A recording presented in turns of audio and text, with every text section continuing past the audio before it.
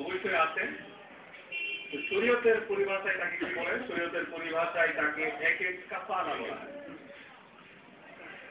আর কফিল হিসাবে কোনো পারিশ্রমিক গ্রহণকারী করা সাধারণত বৈধ নয়।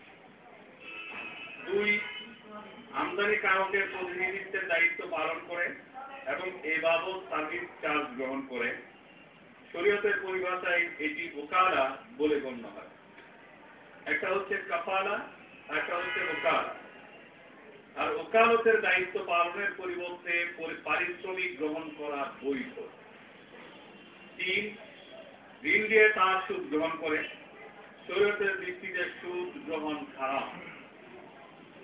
এই জন্য আমাদের দেশে কর্মরত ইসলামী ব্যাংকগুলো আমদানি রপ্তানি বাণিজ্য বিনিয়োগ ও মোরাবাহার ক্ষেত্রে মোরাবাহার ভিত্তিতে করে থাকে।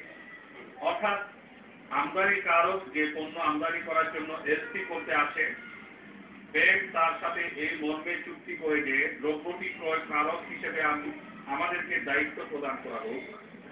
আমরা আপনার নির্ধারিত মূল্যে দ্রব্যটি ক্রয় করে শতকরা 5 টাকা অথবা 10 টাকা লাভ আপনাকে সরবরাহ করব। আর এসপি প্রদান, প্রতিনিধিত্বকরণ, পুঁজি সরবরাহ ইত্যাদি যা কিছু প্রয়োজন হবে আমরা আমাদের দায়িত্বে তা সম্পাদন করব। যদি মোরাবাহার শর্ত শরীয়ত সহায়তের প্রতি পূর্ণ মাত্রায় লক্ষ্য রেখে এই ধরনের লেনদেন করা হয় তাহলে আইনানুগভাবে এতে কোনো সমস্যা থাকে না। তবে অনেক ফিকাহবিদ বিভিন্ন কারণে এই পদ্ধতিটি উত্তম মনে করেন না। যেমন অনেক ক্ষেত্রে মোরাবাহার সব শর্ত পূরণ করে লেনদেন করা সম্ভব হয় না, আর কার্যত অনেক শর্ত পূর্ণও হয় না।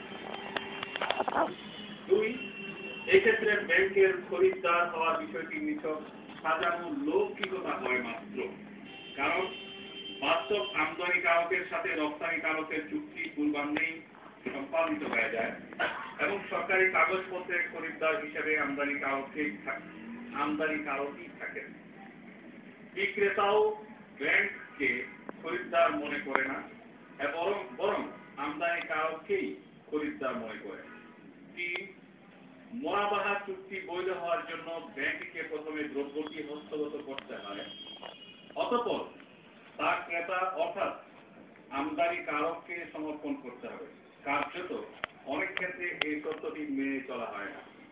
এইসব কারণে আমদানি বাণিজ্যের মোরাবাহার পদ্ধতি তেমন পছন্দনীয় নয়। এর বিকল্প হিসাবে শিরকত কিংবা